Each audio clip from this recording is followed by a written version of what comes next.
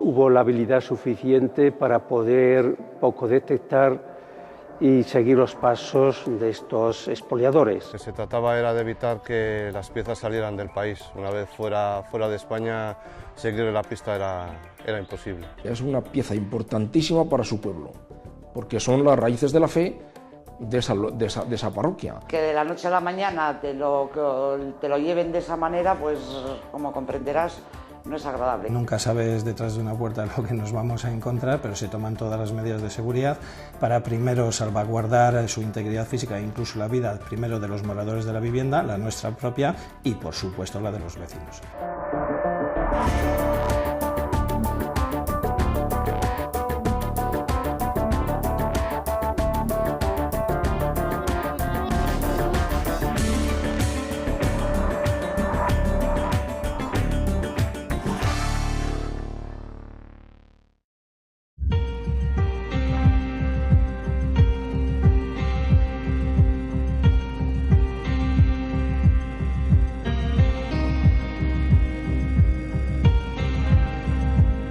El 2011 no pasará a la historia como un buen año para el patrimonio histórico y artístico de nuestro país. En este periodo se denunciaron hurtos en cerca de medio centenar de templos. A día de hoy, más de 4.500 obras de arte continúan en paradero desconocido. Castilla y León es una de las comunidades que se lleva la peor parte y Burgos una de las provincias que ha salido a la palestra informativa víctima de actuaciones delictivas de gran relevancia contra el patrimonio.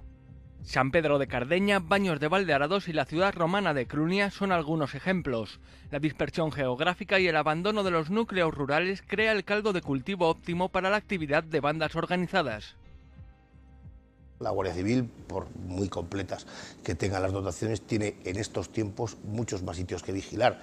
Todos los días vemos robos de cobre, robos de hierro, robos de maquinaria, robos de todo. Hay muchas cosas que vigilar, con lo cual no podrían llegar a todo. Concienciación, educación y desde luego las administraciones, modos y herramientas de protección en determinados casos. El patrimonio de por sí no genera ingresos como para su mantenimiento. Es un mantenimiento que requiere enseñanza con sus vigilantes, guías y personas que lo controlen. Servicios de luz, teléfono, mantenimiento de las obras de arte, es decir, ese es el gran problema de nuestro patrimonio, que, a excepción de los lugares de gran categoría, no da para su mantenimiento. Nos acercamos a Baños de Valdearados, situado al sur de la provincia de Burgos, a 16 kilómetros de Aranda de Duero. Su recurso histórico más relevante descansa en el mosaico romano, en la villa de Santa Cruz. El pasado 28 de diciembre sufría una visita tan inesperada como dolorosa. Los ladrones actuaron de madrugada. La población de Baños trata de recuperarse del golpe perpetrado contra su principal activo turístico.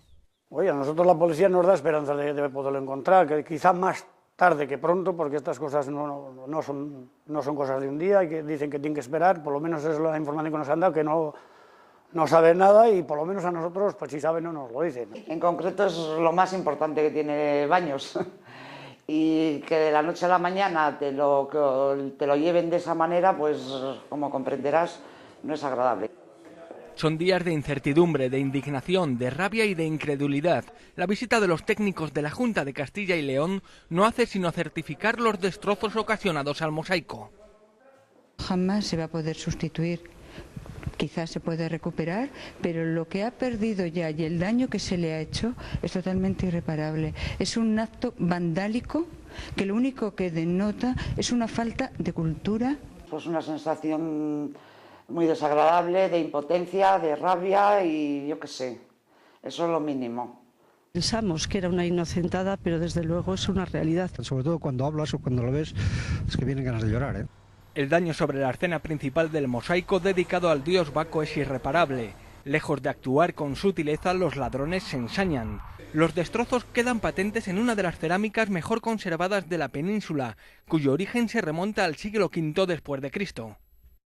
Desde que en 1972 se descubriera de manera fortuita este enclave arqueológico, las celebraciones de este municipio burgalés han girado en torno a la ciudad romana. Populares son las fiestas en honor al dios Baco que en el mes de agosto congregan a numerosos visitantes, un acto en el que se reivindica la reanudación de las excavaciones en la villa romana. Con estas historias, pues me parece a mí que los de arriba, los arqueólogos, no están muy por la labor de descubrir, y porque luego si lo descubren y si lo llevan, pues no tiene sentido. Entonces muchas veces está, eso es lo que dicen ellos, mejor bajo tierra.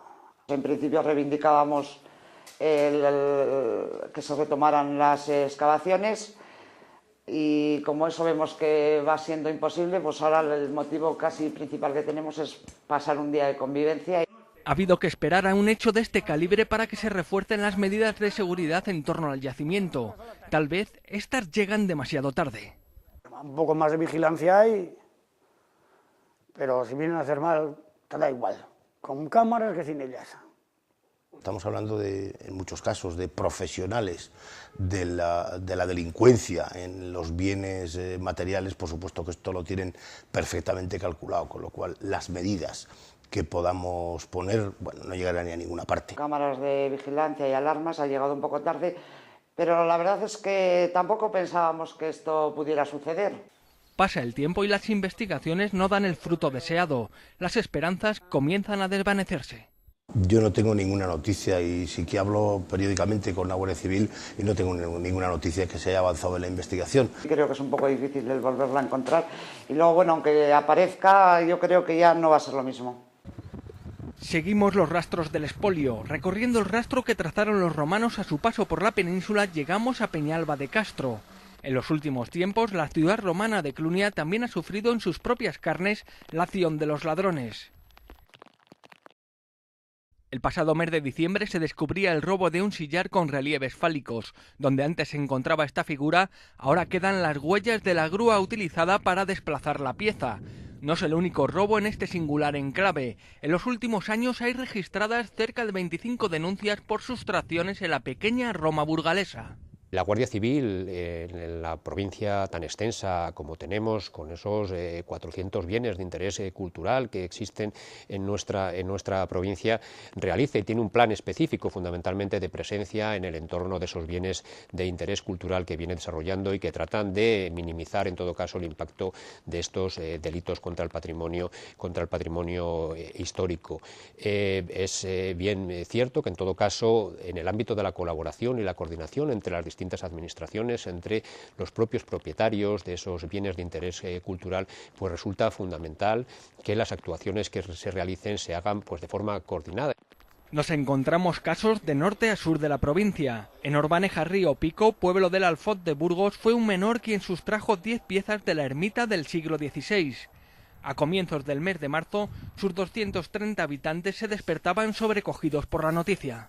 Pues aquí robaron dos imágenes, una la de San Juan de Ortega, allí a la derecha nuestra, que lógicamente está ahí porque aquí estamos en Camino de Santiago, y en segundo lugar en la izquierda tenemos otra que es de San Ramón Nonato, se llama así porque no nació sino que su madre estaba muerta y tuvieron que extraerle. Después también se llevaron el sagrario, porque nada más es extraerle. En esta ocasión el autor no era un desconocido. El joven tenía relación con el pueblo. Incluso tenía acceso a la llave con la que entró en la ermita. La puerta no estaba forzada. Enseguida supusimos que tuvo que ser alguien que tenía la llave. Y vamos, todos teníamos claro quién era. Llamamos a la Guardia Civil, vino y a las 11 de la mañana yo creo que ya lo tenían ya. En muchos casos no es fácil dar salida a la mercancía robada. Las tallas de Orbaneja aparecieron en una charca cercana, ocasionando múltiples daños a las piezas. La mayor parte de las piezas no se recuperan tal cual estaban. Y por eso en una buena parte de estos robos lleva consigo el que tenemos que aportar alguna documentación de lo que supone su restauración. Las estatuas, al estar allí, pues la pintura, pues sobre todo, pues se escascarilló y habrá que restaurarlas, me imagino. Desde 2005 se han recuperado cerca de 20.000 objetos. Dar con los autores de estos hurtos es en muchos casos misión imposible, pero no siempre. En abril del pasado año la Policía Nacional recuperó las cabezas decapitadas de las estatuas de San Pedro y San Lorenzo, que descansaban en la iglesia de San Esteban. El ladrón se dedicaba a la compra y venta de antigüedades. Yo considero que es de todo, es decir, suele ser personas pues, que están cercanos a ese mundillo de la delincuencia o el trapicheo, y que bien ellos pues roban pues para enriquecerse y venderlo, que es lo que suele ser normalmente. Pero claro, nosotros normalmente a estas personas no las conocemos. Y sobre todo los que cometen los robos no suelen ser los destinatarios finales de las obras de arte. En estas estanterías de la Casa de la Iglesia se custodian las obras catalogadas del patrimonio burgalés. Hay 40.000 fichas, el 70% de los recursos existentes repartidos por la provincia. Es un trabajo intenso que permite agilizar las investigaciones en caso de robo y que impide que las obras se vendan con facilidad en el mercado negro. Denuncia y las fotografías se intercambian entre Policía Nacional y la Guardia Civil con el fin de que a través de sus mecanismos ellos lo comuniquen inmediatamente a sus centros, ¿no? Y así se ve la pieza a los 2 días, el día siguiente a los 2 días en toda España. Incluso lo comunican, la mandan también al exterior, con lo cual se establece una especie de red. Catálogo en la mano, con el inventario en la mano, y ahí con el estudio de alguna persona, la técnica del pueblo, el mismo párroco y personas que conocen su iglesia, pues ya se llega a una conclusión para ver cuáles son las piezas que faltan. Que no se habían incluido en la denuncia, se incluyen después.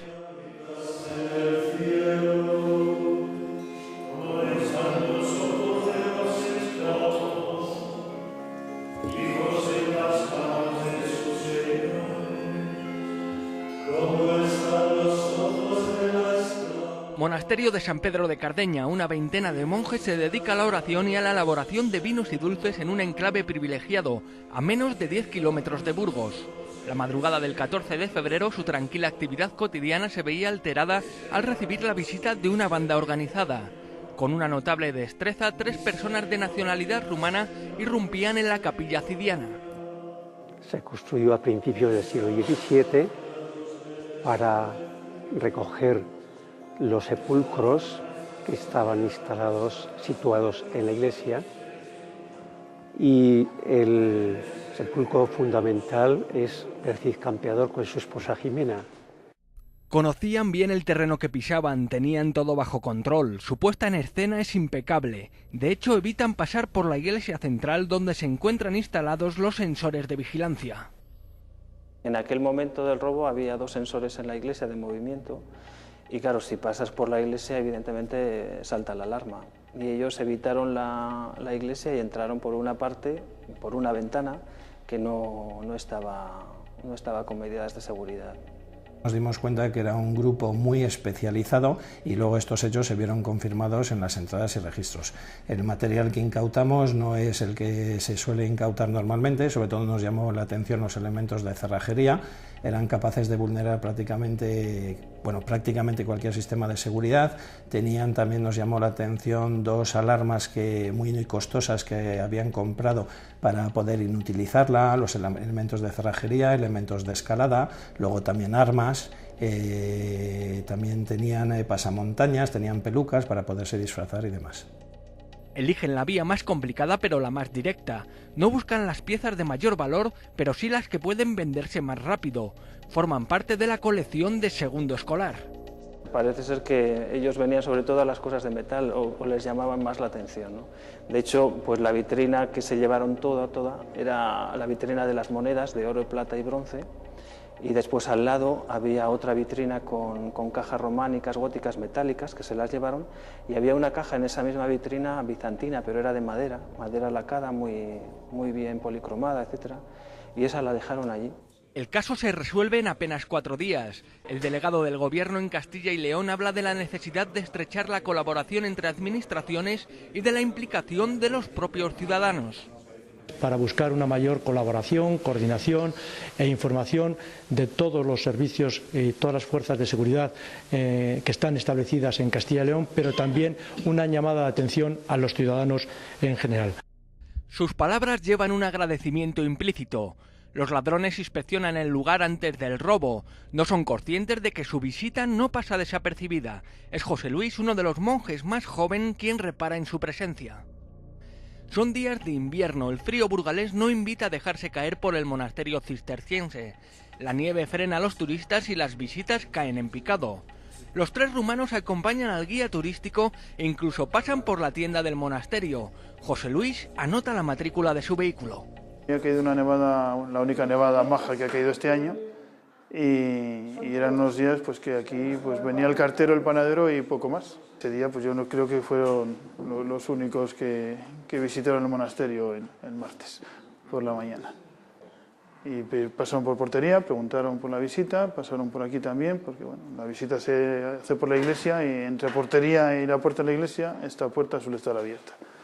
Entonces pasaron por aquí, se les indicó la iglesia y vieron la iglesia pues como cualquier otro turista. Para llegar hasta aquí estaba mal, porque la Quitanieves nos pasa por la carretera principal, pero lo que es la plaza por la que se accede al monasterio, ahí no, entonces estaba casi con hielo, ¿no? Entonces prácticamente no venía nadie aquí, y ese día que vinieron ellos pues fueron los únicos que vinieron a la visita turística. Entonces hubo hermanos que les llamó la atención, sí. Días después de su supuesta visita cultural se produce el robo. La información proporcionada por el hermano José Luis pone en marcha a los agentes. No hay tiempo que perder. Fue clave porque se dieron algunas pistas que fueron determinantes. Facilitó mucha información que enseguida nos puso sobre la pista de los sospechosos.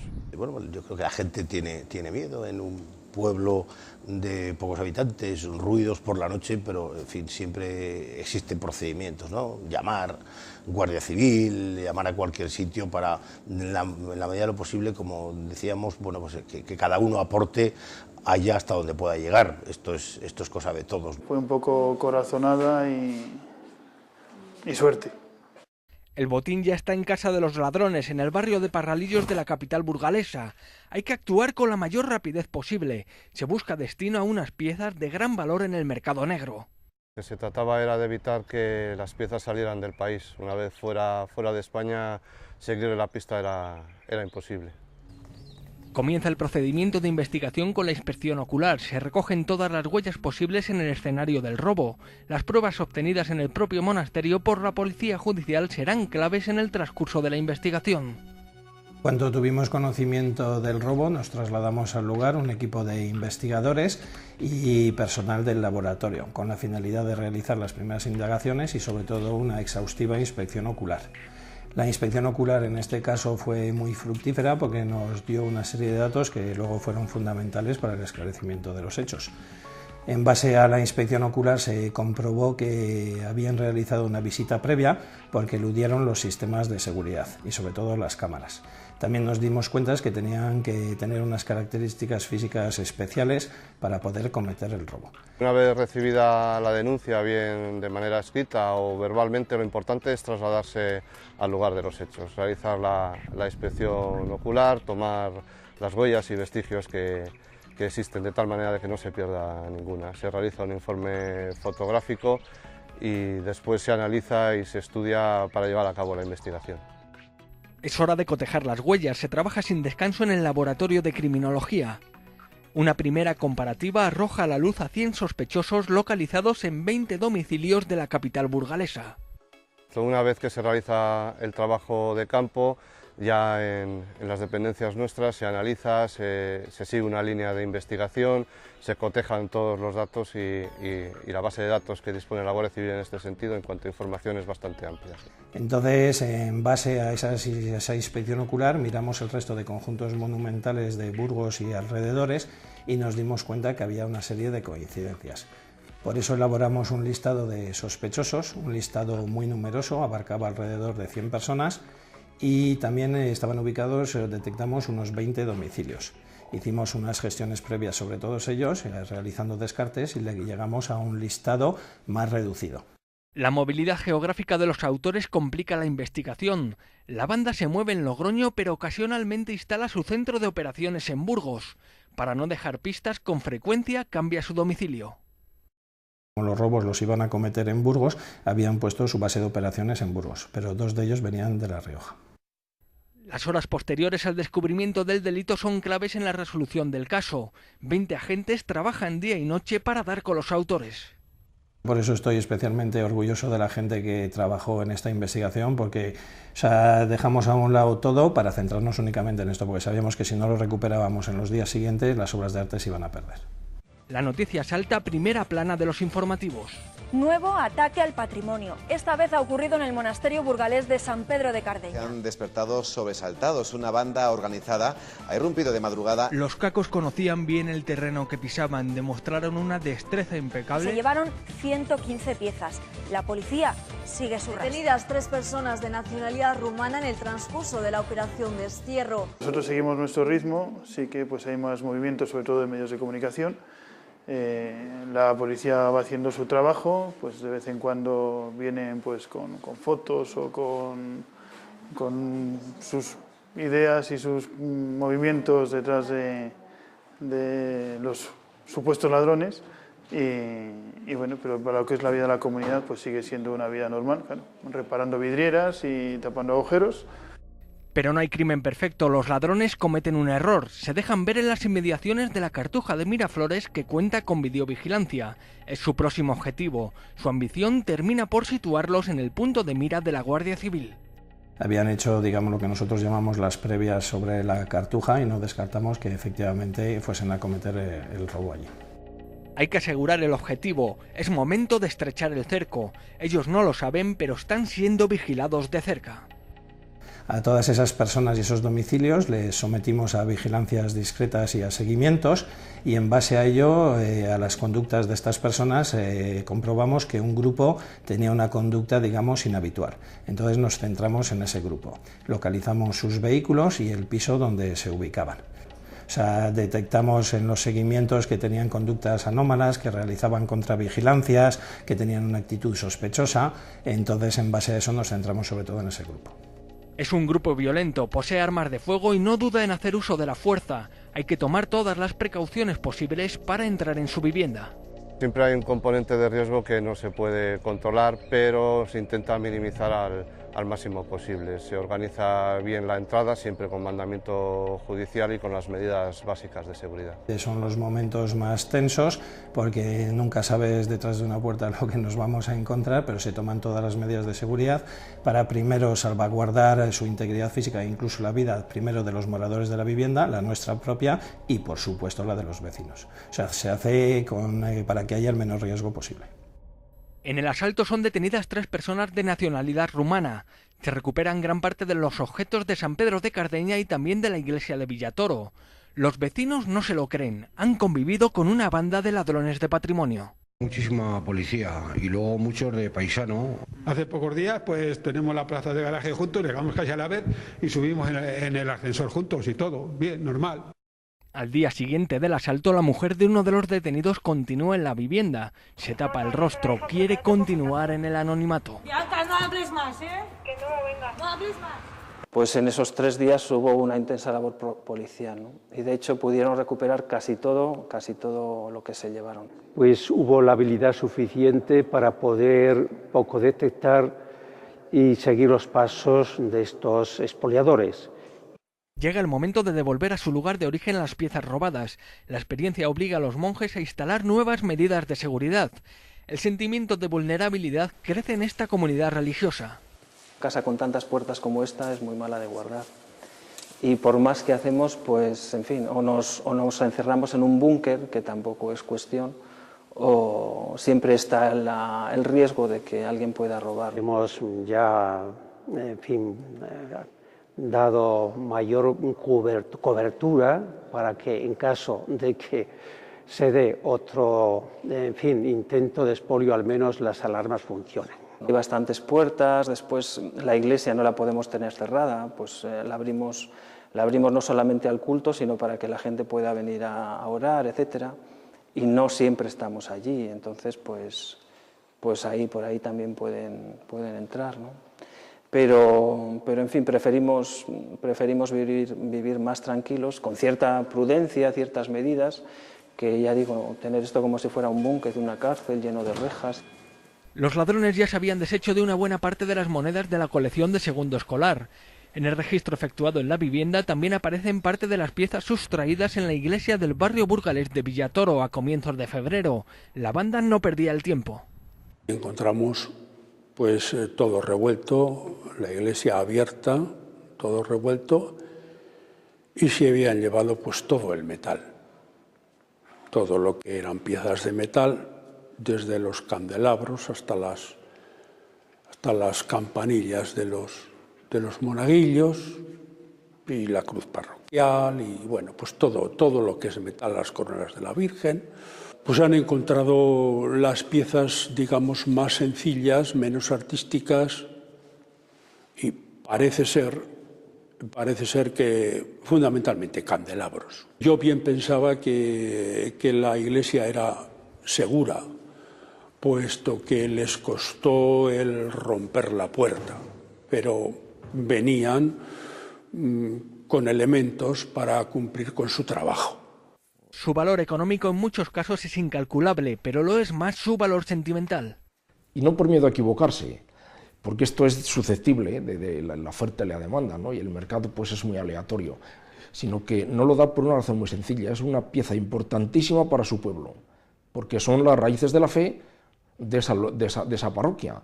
Es algo que han visto toda la vida los feligreses y una imagen a la que rezan y que les sirve de intermediarios para su vivencia religiosa. Pues bien, por eso los párrocos en general no suelen dar el valor. Por encima de las creencias religiosas, el patrimonio histórico se manifiesta como el legado de nuestros antepasados, un elemento cultural que cohesiona a la sociedad al servir de puente y nexo de unión entre nuestro pasado y nuestro futuro. Está en nuestras manos contribuir a su conservación y en manos de las autoridades asegurar su protección, porque cuando nos tocan nuestro patrimonio, tocan un pedazo de nuestra historia.